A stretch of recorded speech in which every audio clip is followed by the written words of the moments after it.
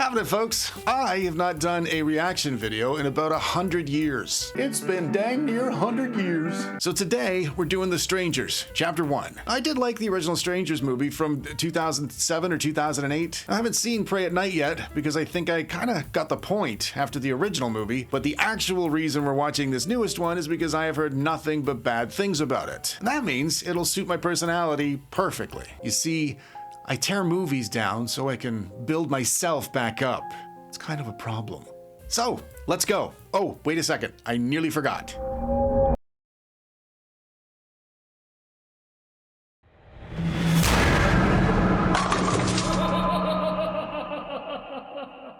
So the movie opens with a guy who seems to have no idea how to actually enjoy nature. You're not supposed to sprint. You're gonna miss half the details. Not to mention, you might also scare the shit out of some of the less confident woodland critters. This is such a Gen Z thing. They abbreviate any word that's got more than 2 syllables, and their strolls through the forest are sprints. I used to run quite a bit, and I would never catch him at the speed he's going. But Potato Sack Face, who's lugging around a Left 4 Dead fire axe, and his 13-year-old friend, they kept up the whole time, and they're not even out of breath. I am impressed already. The opening kill takes place behind a tree. Now that's a great sign. Violent crime statistics to tell the audience the movie's going to be brutal. No, that is another good sign. So far, this movie's making me feel angry. Next, we're somewhere in Oregon, which is West Coast America for my non-American peeps. Ooh, she looks like Isla Fisher, that pretty Australian actress, if she had her lip filler done with a fire hose. Isla Filler, get it? I love when the jokes write themselves. And tell me he doesn't look like Harry Connick. And for any of my younger viewers, Harry Connick Jr. was a very talented singer and actor from an era when singers and actors were talented. So apparently Eyelash and Gary Connick Jr. are driving cross country, so Eyelash can constantly purse her lips from the looks of things so far. I'm only kidding, of course, but that is going to be distracting.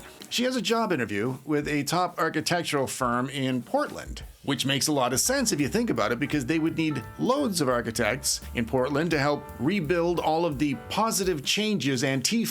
So next, they nearly wreck the car while they're making out, but instead of laughing his ass off the way most of us would, Barry Connick Jr. has a panic attack and needs his inhaler. And this, my friends, is yet another example of a modern Hollywood leading man. Long gone are the days of Humphrey Bogart and Gary Cooper. Nowadays, everyone's 5'6" and feminine, and it makes it really challenging to get behind them in any real... Actually, now that I think about it, it's probably easier than ever to get behind them. Anyways, they arrive in Venus, Oregon, and they pull into a quaint little diner. The mechanics across the street are instantly giving them dagger eyes. Everybody inside the restaurant hates them so much they have to cling to each other for the entire 7-foot walk to the table. I bet you $5 Eyelash is the one telling Jerry Connick everything's gonna be okay. Is that Richard Brake dressed as a cop? He's in this? Maybe this movie's gonna be all right after all. Happening, folks, this is Jonny Edits from the future, here to tell you Richard Brake does not appear in the movie ever again. Please do not let Johnny Recaps know that, because you know how pissy he can get. What? Do you know how long it takes to edit these videos? I dress for comfort. So, in order to ramp up the small town not liking strangers trope, everybody's super rude to them, which of course makes perfect sense. In a restaurant, we don't take kindly to your kind around here, which is to say, we don't take kindly to young, friendly, articulate, clean, polite folks such as yourselves who only want to come in here and support our local businesses by giving us money in exchange for things like food and services and such. Oh, there's a missing persons poster for the forest sprinter from the opening scene that didn't actually show us anything. Can you believe it? The brand new BMW won't start.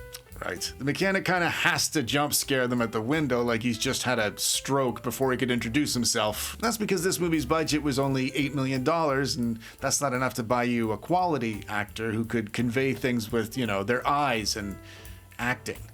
And in a gripping and totally unexpected plot development, the mechanic won't be able to get the new parts until tomorrow.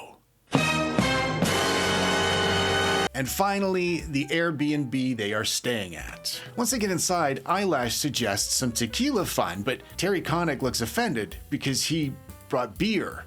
That is not how you respond to a girl offering you tequila, Terry Connick. I wonder if this is his first girlfriend. The fridge isn't working, so Eyelash calls the owner to arrange a repairman, even though it's dark out already and they're leaving first thing in the morning. So then they get all makey-outy on the porch, but it's weird. Like there's no chemistry between them or something. Wonder if they didn't get any time to get to know each other before the shoot, because that might be weird to suddenly have to start making out with somebody you don't know. Maybe that's what the title is actually referring to. And then, while they're fake making out inside, or would that be faking out? Somebody comes to the door and they're a physical impossibility. What the fuck is that? If I'd have answered that door. In this Airbnb, when it comes to lighting, anyways, we observe and respect the laws of physics. You can't just stand there on the porch absorbing every single friggin' wavelength these house lights are sending at you. Never mind all the ambient light outside. Now, obviously, both of us respect your individuality, but I'm afraid you're just not welcome here as long as you're identifying as a black hole. Is Tamara here? I think they've done that in all these movies, right? But Eyelash is like, no, you have the wrong house, which is a bit presumptive. Because Eyelash just got there 5 minutes ago, and Tamara might be the owner of the B&B's daughter, right? I think Eyelash's lips might be making her a teeny bit overconfident. Then they light every single candle in Oregon and crash on the couch with no pants on. That is somebody else's couch, and it's a rental property, and it looks gross. Who the hell would let their bare arse... Aw, then they talk about getting married, which is lovely, whilst their asses are covered in somebody else's couch dust and pubes. Aw, Jerry Connick takes another hissy fit, but his inhaler is in the car, so he takes a motorcycle that just happens to be sitting outside with keys in it. And him leaving obviously leaves Eyelash all by herself. The second somebody violently smashes the front door, she goes to it with no pants on. She keeps on repeating her boyfriend's name over and over again as if he would just ignore her and keep smashing the door. And while she's standing there in total silence waiting for her boyfriend to answer her with no pants on, somebody walks 6 feet behind her in the giant, wooden, creaky, quiet cabin. And when she sits back down again, she realizes somebody has moved her phone, but they only moved it about 10 feet over that way, so there's no need to panic. And then she accidentally turns on the garbage disposal switch to create a loud, sudden noise to scare people in the audience. And how do you know that, Johnny? Because they show the sink right after and it doesn't have a disposal. See? You can't fit food in there. And then she opens every single door in the place with a totally terrified face and no pants on, still. And then, while she's terrified and alone and worried people are trying to break in, she gets high on drugs with no pants on. And then she puts on a record and floats around the place, posing her lips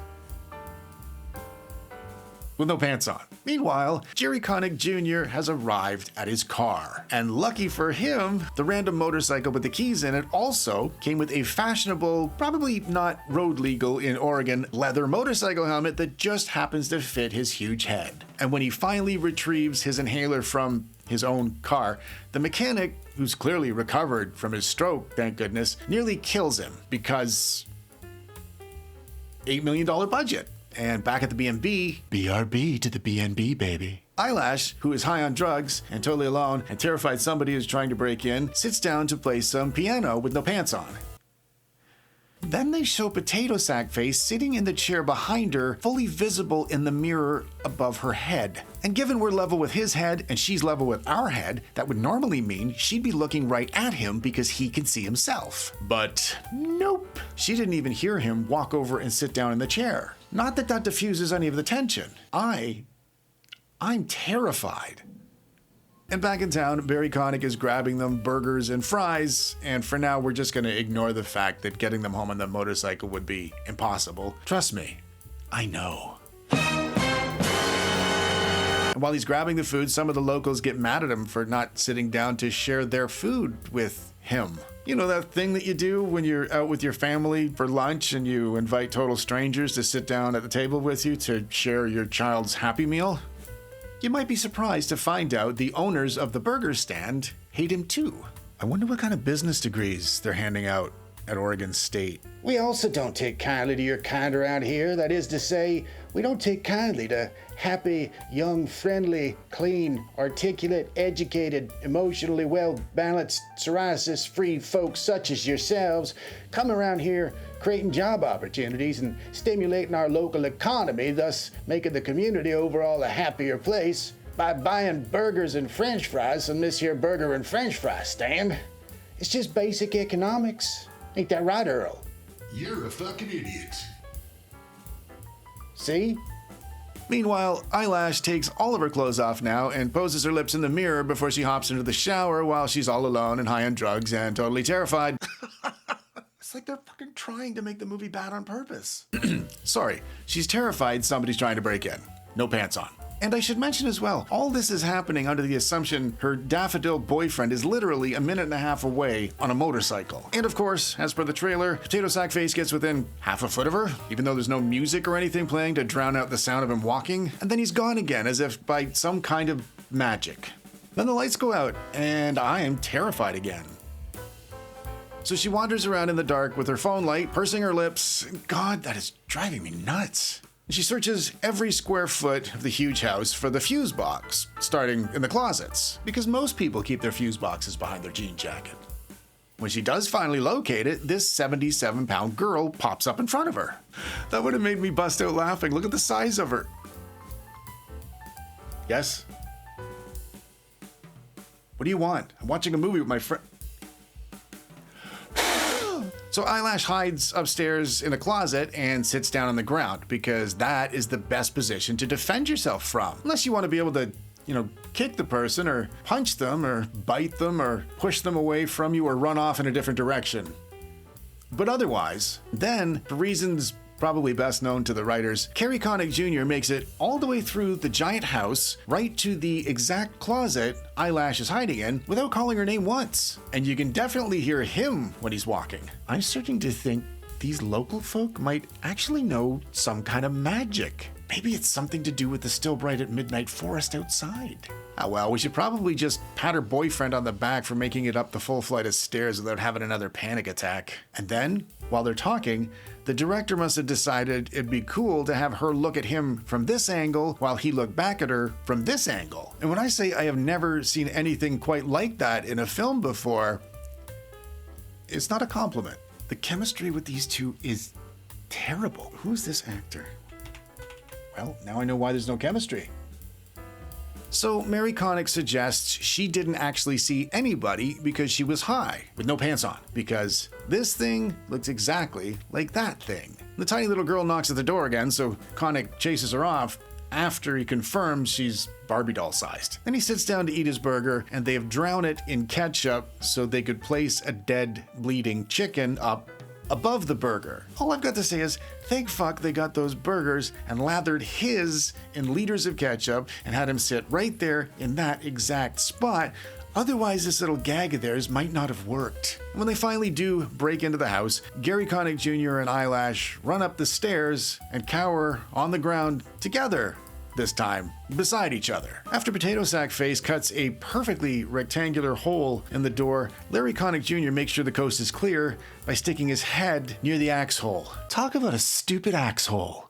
Then, they're both so scared on their way to the motorcycle, they have to use the walls for balance. But what do you know? Somebody attached a VFX explosion to the motorcycle and it goes off just as they've arrived. And that must mean it was a remote control bomb. Right? Because they didn't even know the couple was going to come outside. Never mind when or to do what. So it had to be a remote control bomb they strapped to the still scalding hot motorcycle engine in the last 3 minutes. So they run back inside and squat down on the ground again, except this time it's perfect because there's a person-sized escape hole right behind them. And once they get inside, we're introduced to Harry Ratdini, the world-famous rodent magician possessing the power to break up monotonous horror movies by teleporting instantaneously to the shoulders of actors. That is in real time, folks. Wait a sec, the magical forest must be affecting the forest critters too. Now, instead of sprinting off into the forest, they go into a shed, also on the property, and he falls on the way.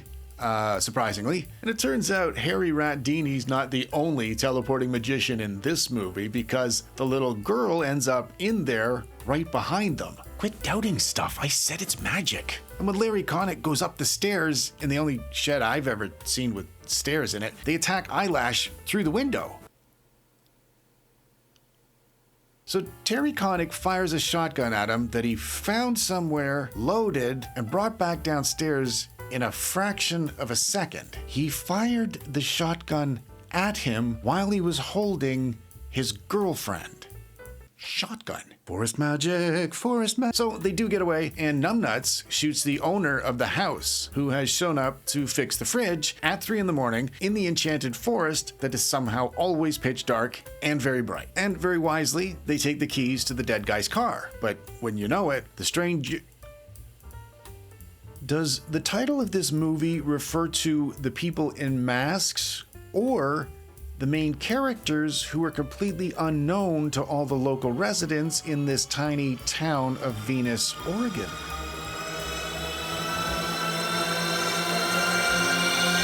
Sorry, right. Potato Sack Face had his truck lined up perfectly to T-bone the strangers. Which, yeah, I will admit, it's getting a bit far-fetched, but not when you remember forest magic. So the impact wedges his leg into the car somehow, so he tells Eyelash that he loves her and that she has to go and save herself. Which she does. Probably because she's fed up with him constantly squatting next to her every time the shit hits the fan. Then Potato Sack Face runs off into the magic forest, so Connick goes after him to find Eyelash. And then, in the middle of the bright at midnight magical forest, Eyelash calls 911.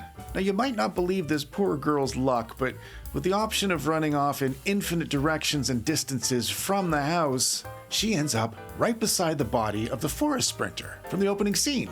And then, if you use your calculator to determine the odds of this actually happening, you'll see a little spark, and then a bigger spark, and then your calculator will explode.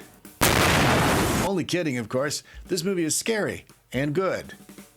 While Eyelash scans the forest in total silence, the little girl sneaks up on her in the silent forest where the magical inhabitants don't make any noise. And she knocks her out and drags her all the way back to the house while she's singing a little song to herself. Now, I'm 6'1", roughly 255 at the minute, and I've spent most of my life in the gym.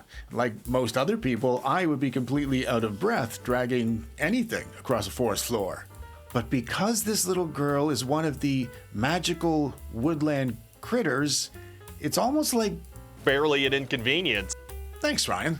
Meanwhile, Gary Connick, who is not a member of the magical forest community, tramps through the underbrush making all kinds of noise. And then he shouts Eyelash's name a bunch of times too. Because telling the people who are trying to kill you exactly where you are is just as effective in self-defense terms as cowering on the ground beside your girlfriend. Then, Perry Connick cures his asthma by breathing into an empty plastic bottle. And that demonstrates pretty clearly how stupid the millions and millions of other people who depend on bronchodilators actually are. Now, eventually, Connick Jr. does run into the little girl, and he asks where Eyelash is, but she won't tell him, and she just makes fun of him instead. And between you and I don't want my head to explode like the calculator, so I'm going to try and process this slowly and methodically, because I don't think I can explain this one away with forest magic. She refuses to answer him, so he says, "Give me one reason not to kill you," which of course she doesn't. He has every reason to blast her leg off regardless, but he doesn't. And then he says, "You know how they say the first kill's the hardest? Well, you're my second." Which would mean he should have had no problem shooting her already. That's what that would imply, right? But it doesn't matter, because Potato Sack Face sneaks up on him from half a mile away and knocks him out too. I mean, you'd think just the shuffling sounds alone within the last 5 or 6 feet of his attack would elicit some kind of a knee-jerk reaction to throw your hands up or cover your face. But not in the fucking magical forest. Our fated couple wakes up next to each other, tied to the chairs, and I couldn't possibly be any sadder about the fact there's still almost 10 minutes left in the movie. Instead of struggling or kicking and screaming to get them up out of the chairs, they spend their final 3 minutes together on Earth saying goodbye to each other with as many cliches as the writer could have possibly Googled. And then Perry Connick, our male lead character takes a knife right there, and he coughs a little, but he's mostly okay. I mean, my eyes water when my toe catches the bottom of the bed frame in the middle of the night when I'm going downstairs to the bathroom, but that is probably why I am not a leading male in Hollywood. So they kick him over in his chair, and that kills him. Then they stab Eyelash in the tummy, which you could probably survive for a couple of days, but she goes unconscious right away.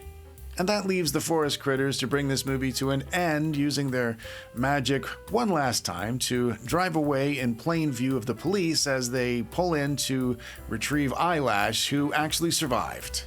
Now, normally this is the part in the video where I share my thoughts and feelings and throw in a couple of witty quips, but today I'm going to turn off my camera and I'm going to turn off the computer and I'm going to go upstairs and lie down. Because I hated this movie. The fact that there are 2 more of them coming hurts my heart. As always, thank you very much for watching, and until next time, folks. It's me, Johnny, from that video you just watched, although I'm sure you know who I am, right? You should subscribe to the channel. It doesn't cost anything, it's easy to do, and it makes creative people like myself who thrive on compliments feel all warm and fuzzy. And if you like that last video, click on this next video because it's just as amazing. Click on it.